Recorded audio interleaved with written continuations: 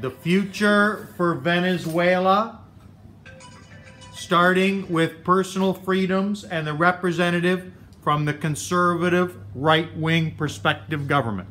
Good morning. I'm Personal Freedom Minister. I'm going to talk about personal freedom and right-wing beliefs in elections. If people don't like their leader, they can vote in a new leader, because conservative has personal freedom and it's like one of them. And conservative believes Christianity, so Christians may vote, and they should have some responsibility for the decisions, whether it's good or bad. And the right wing believes in less government interference in personal freedoms, because if Venezuela become a right-wing country, the people would have a right to protest against the government and Maduro's party.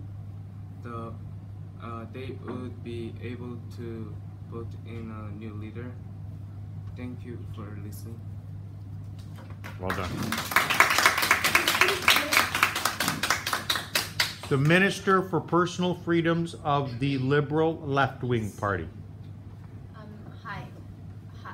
Good afternoon, UN Assembly and fellow delegates. My name is Karen, and today I'll be discussing the economic crisis that's currently happening in the Latin American country of Venezuela. As you know, that Venezuela has a socialist-based government and also a socialist-based constitution.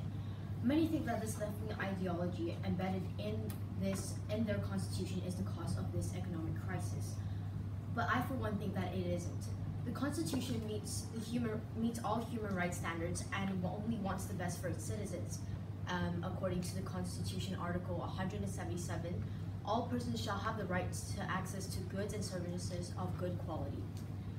This shows that socialism does not affect their economic crisis, because their constitution isn't affecting the economy, and there's no injustice when writing the constitution. Because I think that this isn't the case, another reason could be that this economic crisis could be due to the oil-based market economy and President Maduro's own way of governing. Because President Chavez, who was the past president before President Maduro, he wanted what he called 21st century socialism for Venezuela. And when the power was passed to Maduro, he didn't care, and he wanted to do things differently, more authoritarian. And because we know that authoritarian is very much different from socialism, and if this crisis is currently happening when he is in power, this gives a good reason why socialism is not the case for this crisis. Also, I think that the Constitution proves that the ideology in the Constitution is fair, and also it helps the citizens it gives the citizens more power, and it gives them more freedom instead of compared to Maduro's way of changing things. That's it. Thank you. Well done. We'll hear now from the right-wing conservative Minister of Social Programs.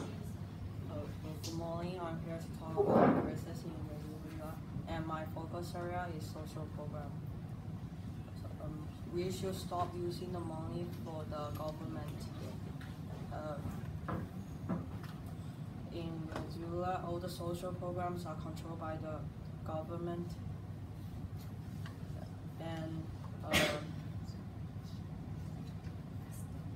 and the social program should be controlled by the non-government organization as NGOs,